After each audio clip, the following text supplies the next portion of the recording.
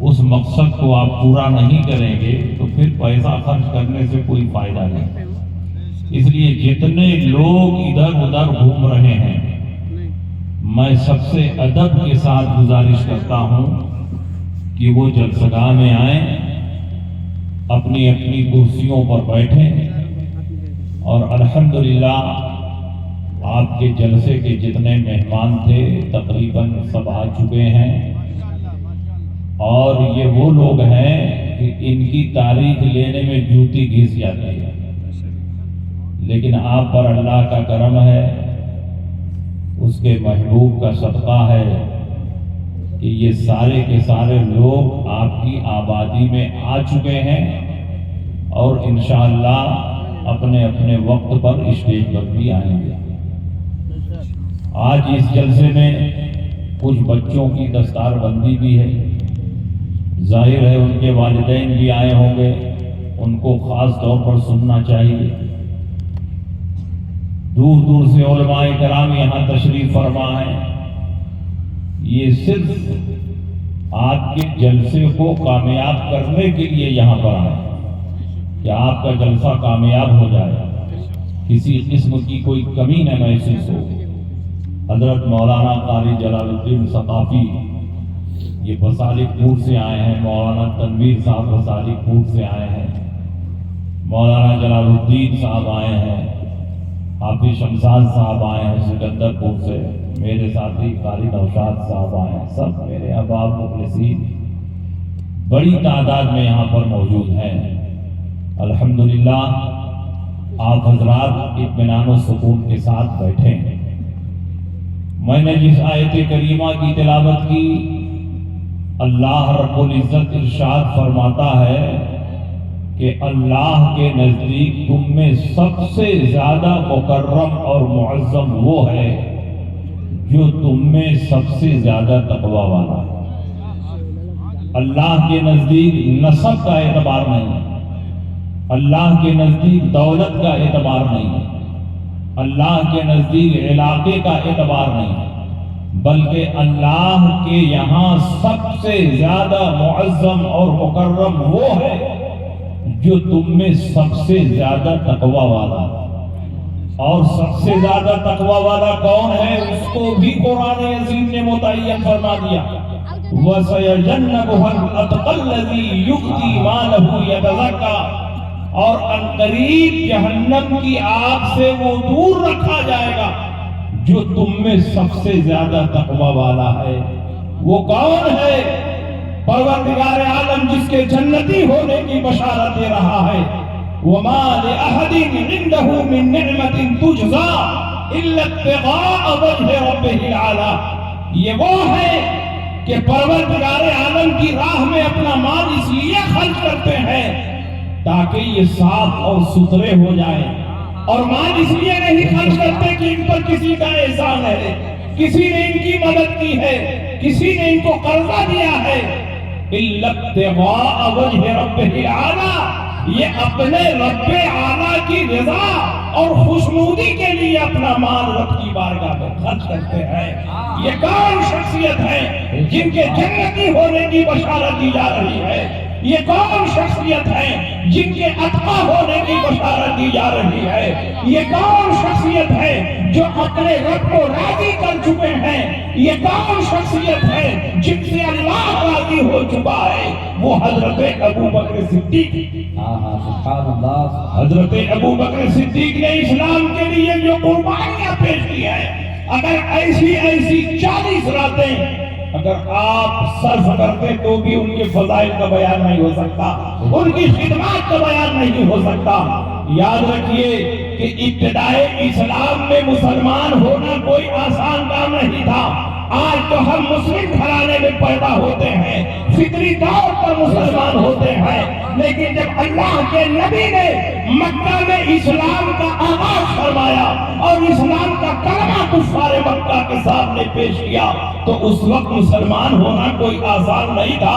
جو نبی کا کلمہ پڑھتا اس کو آگ کے انگاروں پر لٹایا جاتا، تپتی ہوئی ریت میں سلایا جاتا، اس کے سینے پر بڑے پتھر رکھ دیے جاتے، اس کے پشت پر کوڑوں کی بارشیں ہو جاتی تھی۔ آپ ذرا بتاؤ، لیکن وہ صحابہ کرام تھے اپنی زبان سے احد احد کی صدائیں بلند کرتے تھے، رسول پاک کا نام لیتے تھے، کفار و مشرکین ظلم و ستم کے پہاڑ توڑتے اور ان کا صرف ایک مطالبہ ہوتا کہ نبی کا کلمہ چھوڑ دو، نبی کا دامن چھوڑ دو، اسلام سے دور ہو جاؤ، لیکن ان کی زبانیں حال کہتی تھی کہ جب تک میرے جسم میں خون کا آخری قطرہ موجود ہے ہم نبی کے دامن کو نہیں چھوڑیں۔ آپ ذرا اندازہ لگاؤ حضرت صدیق اکبر رضی اللہ تعالیٰ عنہ کی شان میں یہ آیت کریمہ کب اتری؟ جب حضرت بلال حبشی امیہ کے ظلم کی چکی میں پس رہے تھے، آپ کے اندارے پر لٹا دیا جاتا، آپ کے سینے پر بڑے بڑے پتھر رکھ دیے جاتے، یہاں تک کہ آپ کی زبان مبارک باہر نکل۔ اس قدر ظلم، اس قدر ستم اور جرم صرف یہ تھا کہ انہوں نے نبی کا کلمہ پڑھا۔ اللہ کے نبی سید عالم صلی اللہ علیہ وسلم کو اللہ نے رحمت للعالمین بنا کر بھیجا، ان کا کلمہ پڑھنے والا ظلم کی چکی میں پیسا جائے اور نبی اس کو برداشت کر لے، یہ نبی کو گوارا نہیں ہے۔ اللہ کے نبی سید عالم صلی اللہ علیہ وسلم نے ابو بکر سے فرمایا، اے ابو بکر تم بلال حبشی کو خرید کر آزاد کر۔ نعرہ تکبیر، نعرہ تکبیر، نعرہ رسالت، نعرہ رسالت، مسلک اعلی حضرت، مسلک اعلی حضرت۔ جب بلال حبشی کے خریدنے کی بات چلی تو بلال حبشی کے مالک نے اتنی بڑی رقم بول دی کہ عام طور پر پورے عرب میں اتنی بڑی رقم غلام کے لیے نہیں دی جاتی۔ اس نے یہ سوچ کر کام لگایا کہ ابو بکر پیچھے ہٹ جائیں گے اور بلال حبشی کو نہیں خرید سکتے، لیکن اللہ کے نبی سید عالم صلی اللہ علیہ وسلم کی ایک خواہش پر صدیق اکبر اپنی زندگی کا ایک لمحہ قربان کرنے والے تھے۔ ہم لوگوں جیسے مسلمان نہیں تھے کہ نبی کی توہین ہو ہم برداشت کریں، نبی کو گالیاں دی جائیں ہم برداشت کریں، نبی پر ظلم ہو ہم برداشت کریں۔ وہ ابو بکر صدیق تھے نبی اکرم صلی اللہ علیہ وسلم کی شان میں، اگر کوئی معمولی گستاخی کرتا تو صدیق اکبر تن من دھن کی بازی لگا دیتے اور اس سے نبی کا انتقام۔ حضرت ابو بکر صدیق نے فرمایا کہ ہر قیمت پر میں ان کو خریدنا چاہتا ہوں، تم بولی لگاؤ کتنا لینا چاہتے ہیں۔ بڑی لمبی رقم لگائی گئی، حضرت صدیق اکبر نے وہ رقم دی اور بلال حبشی کو خرید کر نبی کی محبت پر آزاد کر۔ ایسے 7 غلاموں کو حضرت صدیق اکبر نے خریدا اور آزاد کیا۔ یہ وہ غلام تھے جن کا دنیا میں کوئی سہارا نہیں، جن کے پاس مال نہیں تھا، جن کے پاس گھر نہیں تھا، جن کے پاس زمین نہیں تھی، یہ نبی کا کلمہ پڑھنے والے تھے اور صرف اس بنیاد پر ان کو آگ کی بھٹی میں ڈال دیا جاتا کہ یہ نبی کا کلمہ چھوڑا۔ بتاؤ حضرت صدیق اکبر نے ایک ایک کر کے ان کو خریدا شروع کیا اور آزاد کرنا شروع کیا۔ 7 غلاموں کو جو نہایت کمزور، نحیف و ناتواں، بے کس اور بے سہارا تھے، حضرت صدیق اکبر نے ان کو خرید کر آزاد کر دیا۔ آپ کے والد محترم نے کہا، بیٹے تم بالکل کمزور اور بے سہارا غلاموں کو خرید کر آزاد کر رہے ہو، اگر ہٹے کٹے مضبوط غلاموں کو خرید کر آزاد کر دو تو کچھ دنوں کے بعد تمہارے پاس غلاموں کی فوج ہو جائے گی، غلاموں کی ایک قطار ہو جائے گی جو بوقت ضرورت تمہارے لیے کام دیں گے۔ حضرت صدیق اکبر کا جذبہ ایثار دیکھو، آپ نے فرمایا ابا جان میں ان کو اس لیے خرید کر آزاد نہیں کر رہا ہوں کہ مستقبل میں یہ مجھے فائدہ پہنچائے، مجھے مدد پہنچائے، میرے پاس غلاموں کی فوج تیار ہو، میں تو اس لیے ان کو خرید کر آزاد کر رہا ہوں کہ میرا خدا راضی ہو جائے، میرے وما لأحد عنده من نعمة تجزى إلا ابتغاء وجه رب العالى۔ میں تو صرف اس لیے ان کو آزاد کر رہا ہوں کہ میرا رب اعلیٰ مجھ سے خوش ہو جائے۔ وَلَسَوْفَ يَرْضَىٰ، اور ان قریب وہ راضی ہو گئے۔ اللہ نے اس آیت کریمہ میں بشارت عطا فرمائی کہ اللہ ابو بکر سے راضی ہے اور ابو بکر اللہ سے خوش ہے۔ سبحان اللہ۔ آج مدرسوں کے لیے آپ سے اپیل کی جاتی ہے تو آپ کی جیب سے 10 روپیہ نہیں نکلتا، لیکن قربان جائیے صدیق اکبر پر 2 مرتبہ اپنے گھر کا پورا ساز و سامان نبی کی بارگاہ میں حاضر کر دیا اور اپنے گھر میں کچھ نہیں رکھا، یہاں تک کہ آپ کے جسم پر جو فاضل کپڑا تھا وہ بھی اتار کر بارگاہ رسالت میں حاضر۔ ایک موقع پر نبی نے پوچھا ابو بکر تم نے اپنے گھر والوں کے لیے کیا رکھا ہے؟ تو ابو بکر نے فرمایا کہ اللہ و رسول کی محبت کو چھوڑ۔ آپ ذرا اندازہ لگاؤ، اور جس رات اللہ کے نبی سید عالم صلی اللہ علیہ وسلم کے گھر کا کفار و مشرکین محاصرہ کیے ہوئے منصوبہ بنا کر آئے تھے کہ آج بانی اسلام کا خاتمہ کر دیا جائے، تاکہ نہ بانس رہے نہ بانسری بجے، جب محمد عربی قتل کر دیے جائیں گے تو اسلام کا خود بخود خاتمہ ہو جائے گا۔ اللہ کے نبی سید عالم صلی اللہ علیہ وسلم کی بارگاہ میں جبریل امین آئے اور اللہ رب العزت نے وحی کے ذریعے آپ کو اطلاع فرمائی کہ اے پیارے رسول آج اپنے بستر پر آپ نہ سوئیں بلکہ اپنے بستر پر علی کو سوئیں۔ اللہ کے نبی سید عالم صلی اللہ علیہ وسلم نے حضرت علی سے کہا کہ آج تم میرے بستر پر سو جاؤ، میری چادر اوڑھو، کفار و مشرکین مجھ کو قتل کرنے کے ارادے سے میرے مکان کو گھیرے ہوئے ہیں، کفار و مشرکین تمہارا کچھ نہیں کر سکتے، تم صبح اٹھنا، جن کی امانتیں میرے پاس ہیں وہ امانتیں ان کے مالکوں کو پہنچانا، تو مدینہ منورہ آنا۔ اللہ کے نبی سید عالم صلی اللہ علیہ وسلم اس بستر پر علی کو سلا رہے ہیں جس بستر پر سونے والے کو کفار و مشرکین قتل کرنے کے ارادے سے آئے۔ اگر باپ اپنے بیٹے کو ایسے بستر پر سلائے تو بیٹا کہے گا کہ ابا جان آپ تو بھاگ رہے ہیں اور مجھ کو قتل کرنے کے لیے بستر پر سلا رہے ہیں۔ ایک بھائی اپنے بھائی کو اگر اس بستر پر سلانا چاہے تو وہ بھائی سونے کے لیے تیار نہیں ہوگا، باپ اپنے بیٹے کے بستر پر سونے کے لیے تیار نہیں ہوگا۔ لیکن صحابہ کرام کے دلوں میں نبی کی کتنی عظمت تھی، نبی کی کتنی محبت تھی اور نبی کی باتوں پر ان کا کتنا مضبوط ایمان تھا۔ علی فرماتے ہیں جب نبی نے فرما دیا ہے میرے بستر پر سو جاؤ، کفار تمہارا بال باقا بھی نہ کر سکیں گے، صبح اٹھنا، امانتیں ادا کرنا اور مدینہ منورہ میرے پاس آ جانا۔ علی سے لوگوں نے پوچھا کہ اس رات بستر نبی پر آپ سو رہے تھے، کیا دل نہیں گھبرایا، کیا آپ کو خوف نہیں لگا؟ علی فرماتے ہیں کہ اس رات کتنی اچھی نیند آئی اس سے پہلے کبھی نہیں۔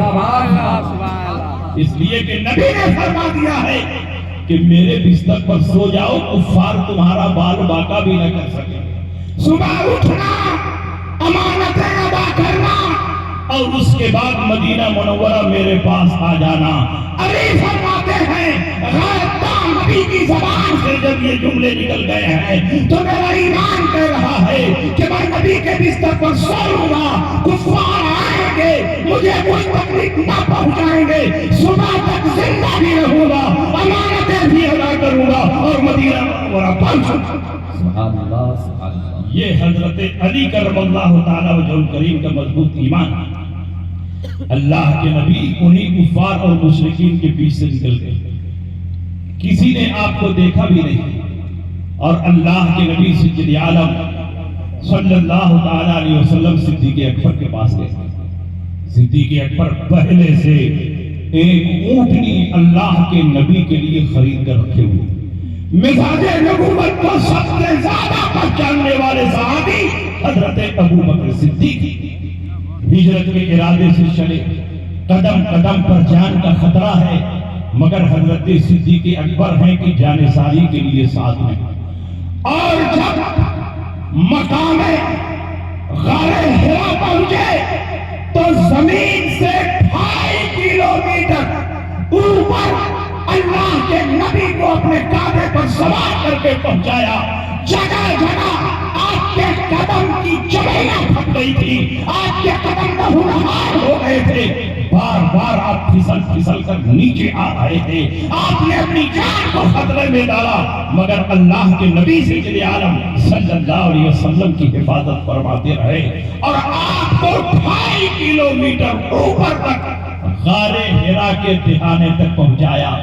جب اللہ کے نبی گھسنے لگے تو فرمایا یا رسول اللہ ٹھہرے، خود اندر گئے، آپ نے اپنی چادر مبارک سے غار کو صاف کیا اور سوراخوں کو بند کیا، ایک سوراخ پر اپنی اینٹ رکھ لی، اللہ کے نبی کو بلایا، اللہ کے نبی تشریف لے گئے، اور ابو بکر صدیق کی ران مبارک پر سر اقدس رکھ کر اللہ کے نبی آرام فرما رہے ہیں، سانپ ڈس رہا ہے لیکن ابو بکر صدیق اس کی تکلیف کو برداشت کر رہے ہیں، ہم کو مچھر کاٹ دے تو ہم بے چین و بے قرار ہو جاتے ہیں، لیکن صدیق اکبر میں پاپ کو خطرناک سانپ ڈس رہا ہے لیکن حرکت نہیں کر رہے ہیں کہ کہیں میرے محبوب کی نیند میں خلل نہ پڑے۔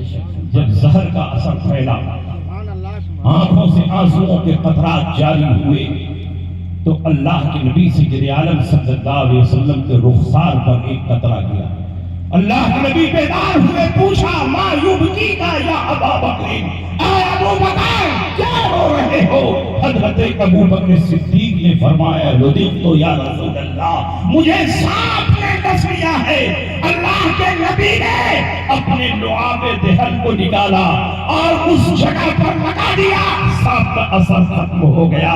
اللہ کے نبی کا لعاب کوئی معمولی لعاب نہیں ہے، ہر بیماری کا علاج لعاب مصطفیٰ میں ہے، نبی کی زبان مبارک دارالشفا ہے، چاہے جس بھی مریض کو آپ نبی کی بارگاہ میں پیش کرو اور نبی لعاب دہن دے دے اور پلا دے، ساری بیماریوں کا علاج نبی کی لعاب دہن ہے۔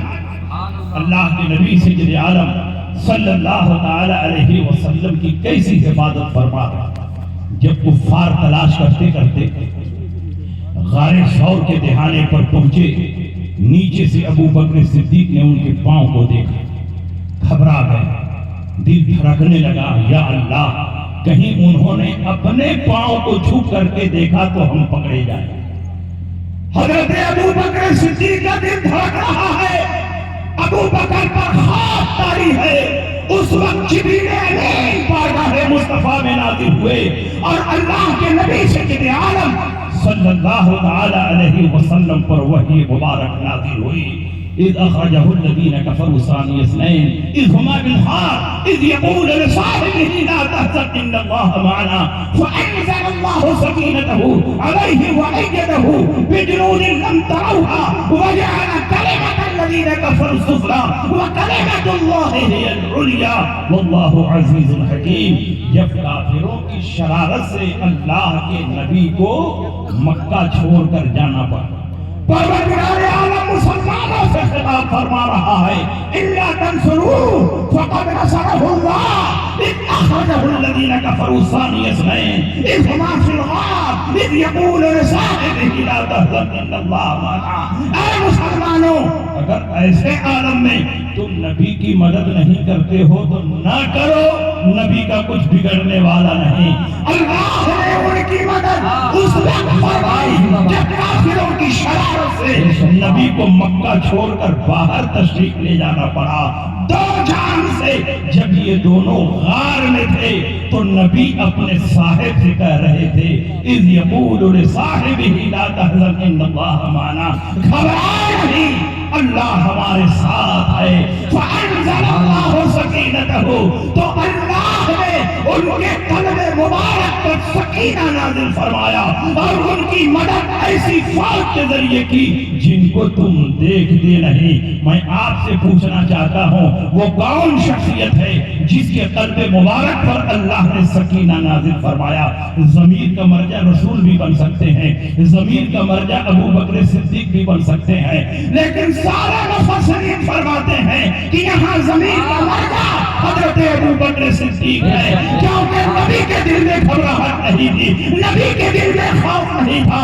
اگر گھبرا رہے تھے تو صدیق اکبر گھبرا رہے تھے، اگر ڈر رہے تھے تو صدیق اکبر ڈر رہے تھے. سکون کی ضرورت صدیق اکبر کو تھی, اس لیے اللہ نے اپنی بارگاہ سے ابو بکر کے قلب پر سکینہ نازل فرمایا اور ایسے فرشتوں سے ان کی مدد کی جن فرشتوں کو تم نہیں دیکھتے.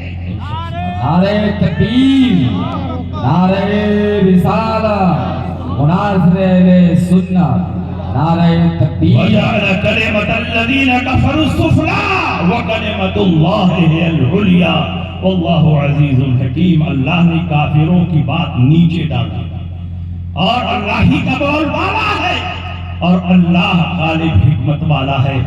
آپ ذرا اندازہ لگاؤ کس طرح حضرت ابو بکر صدیق نبی پر اپنے تن من دھن کو قربان کر رہے ہیں. اللہ کے نبی سید عالم صلی اللہ علیہ وسلم نے ہر صحابی کے احسان کا بدلہ چکا دیا, لیکن آپ خود ارشاد فرماتے ہیں کہ ابو بکر نے میرے اوپر جو احسان کیا ہے اس کا بدلہ میں نہیں پروردگار عالم قیامت میں ادا کروں گا. ما نفعنی مال احد قط ما نفعنی مال ابی بکر. ابو بکر کے مال نے جتنا مجھ کو فائدہ پہنچایا کسی کے مال میں اتنا فائدہ نہ پہنچایا. آپ ذرا اندازہ لگاؤ جان ساری کا کیا جذبہ. حضرت ابو بکر صدیق کس طرح رسول پاک سے محبت فرما رہے ہیں. اگر آپ کے کارناموں کو ہم بیان کریں تو ایسی 40 راتیں 50 راتیں قربان ہو جائیں گی, مگر آپ کے کارناموں کا تذکرہ مکمل نہیں ہو پائے گا. اللہ کے نبی سید عالم صلی اللہ علیہ وسلم جب 6 ہجری میں 1400 اصحاب کے ساتھ عمرہ کی ادائیگی کے لیے نکلے, وادی حدیبیہ میں پہنچے اور خیمہ زن ہو گئے. کفار مکہ نے نبی کا راستہ روک لیا اور کہا ہم آپ کو مکہ میں داخل نہیں ہونے دیں گے, آپ کو عمرہ نہیں کرنے دیں گے, آپ کو طواف نہیں کرنے دیں گے.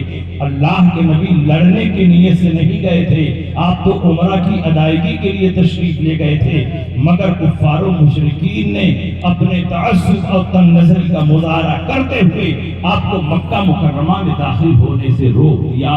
اسی مقام پر ایک تاریخی صلح ہوئی, اس صلح کا نام صلح حدیبیہ ہے. بہت سے مفسرین نے لکھا ہے انا فتحنا لک فتحا مبینا میں جس فتح کا ذکر اللہ نے کیا ہے, جس فتح کی بشارت اللہ نے بیان فرمائی ہے, اس فتح سے مراد فتح مکہ نہیں ہے بلکہ حقیقت میں صلح حدیبیہ ہے. کیونکہ صلح حدیبیہ اس بات کی بنیاد بنی کہ سال بھر کے بعد مکہ فتح ہو گیا اور کسی کا خون بھی بہانا نہیں. اللہ کے نبی سید عالم صلی اللہ علیہ وسلم وادی حدیبیہ میں خیمہ زن ہو گئے. اور نبی کی برکتیں دیکھو, آج لوگ نبی کی برابری کرتے ہیں, نبی کا مقابلہ کرتے ہیں. نبی اکرم صلی اللہ علیہ وسلم جب وادی حدیبیہ میں پہنچے تو حدیبیہ میں ایک کنواں تھا, اس کا پانی بہت کھارا تھا اور پانی بھی بہت مختصر تھا. 1400 اصحاب, ایک روایت میں 1500 اصحاب اور ایک روایت میں 1600 اصحاب, چند گھنٹوں میں پانی ختم ہو گیا. صحابہ العطش العطش کی صدائیں بلند کر رہے. نبی کی بارگاہ میں